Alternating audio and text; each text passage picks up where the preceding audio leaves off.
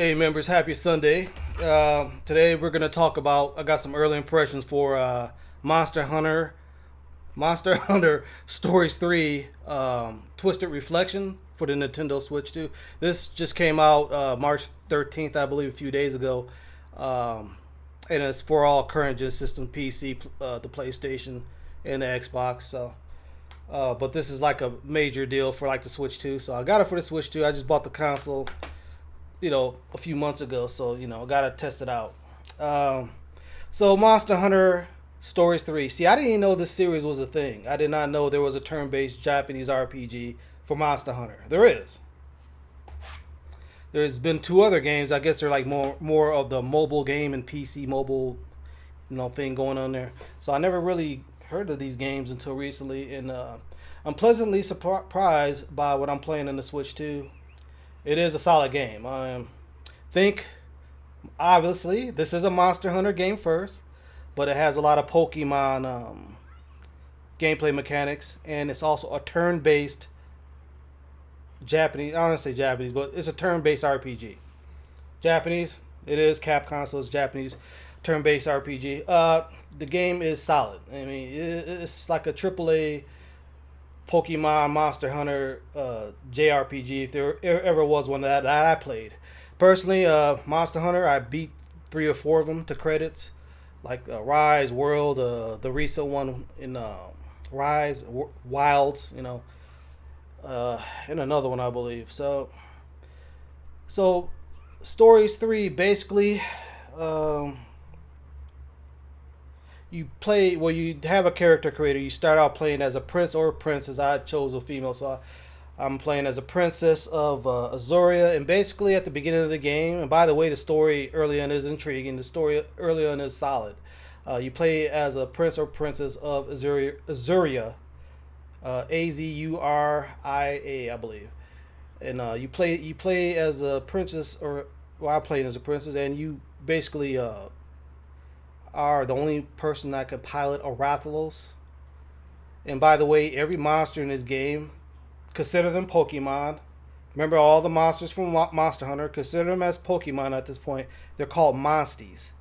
And you can ride them. They could help you in combat. They help you in turn-based mechanically within battles and stuff, okay? So they're basically like Pokemon, but they are the monsters of Monster Hunter, the world. And, if you play those games, they're very, specific looking names and everything to the monsters.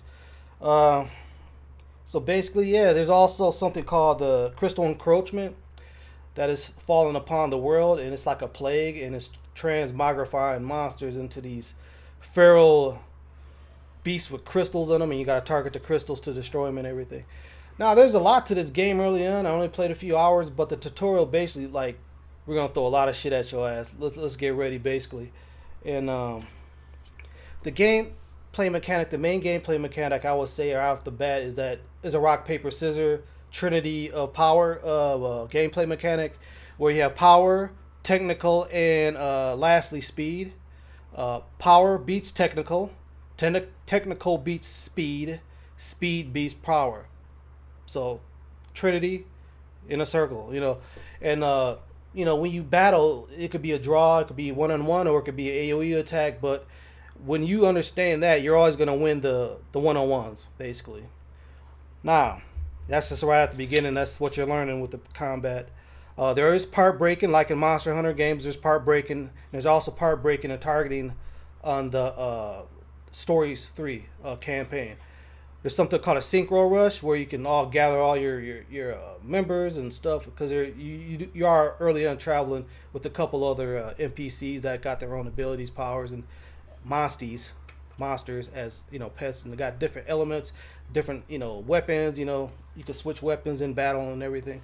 So you got synchro rush. You got a thing where you can go into dens and collect. This is like the Pokemon part. You could go into dens and collect eggs of like a powerful monster, and then you could like raise the eggs and evolve and change the monsters and stuff, the monsties, and you could change them and everything.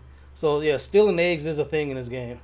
The worlds are they seem like open hubs. It's not a true open world game to me at this point because I'm early, but it definitely has that JRPG. You're riding around or flying around, climbing things, collecting chests, talking NPCs in this big open hub, right? There are like cutscenes and little loading screens that are hidden when you go through certain areas like caves and stuff. What else is there? So, yeah, man, the big thing to me is that the presentation's high. This is a Monster Hunter game. It's a JRPG. It's a turn-based RPG, and it is a Pokemon game where you gotta collect, you gotta raise Pokemons. Oh yeah, I haven't even got to the habitat restoration part. I just basically I got some monsters in my stall, and you're looking after them and everything. But there's a habitat restoration mechanic that I haven't even got to yet. That's supposedly a big part of the, like the Animal Crossing. Sounds like Animal Crossing kind of gameplay mechanic and everything.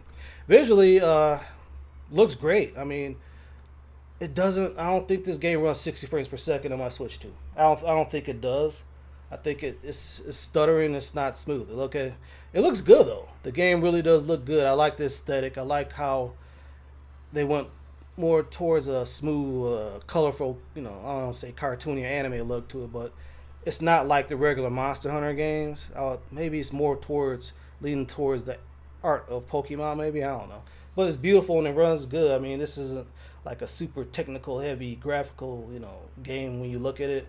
So that's actually smart on their part, where you got these open hubs, you got these battles, you got these stylized sequences with the turn-based combat and everything. So yeah, man, early on, this is a solid game.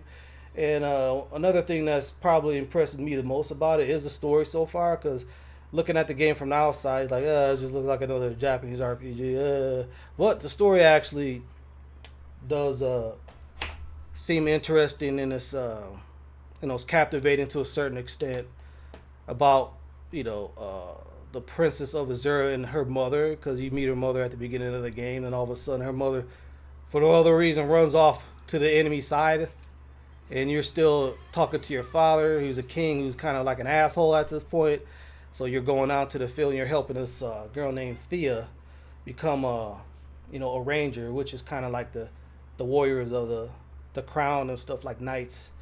And they're the ones who do all the Pokemonish and the monster hunting and everything within the game world, mechanically and everything. So yeah, you gotta know what you're doing with this game and the turn-based mechanics and stuff, and the special abilities, the skills, switching weapons, breaking monster parts. You gotta I guess have a little bit of knowledge of turn-based RPGs and some knowledge of Monster Hunter in itself to really grasp the gameplay mechanics early on and everything. But once you do, the game's really fun, actually. From what I understand, it's supposed to be like a 50-hour campaign. I just put a few hours in, so early on, very early on for me. And I guess there's some grinding at the end. But yeah, I skimmed the reviews and stuff. The game has great reviews, so. But I'll see how I rate it. Hopefully I can rate it in months down the road, because looking at games coming up like Crimson Desert and all these big games coming out in March, the end of March, halfway through March, April, May, June, so I'm praying I can eventually beat this game and review it down the road. But yeah, I got some videos, some VODs up, about 30 gameplay videos on demand to watch right now of Monster Hunter Stories 3, Twisted Reflection, if you want to check those out.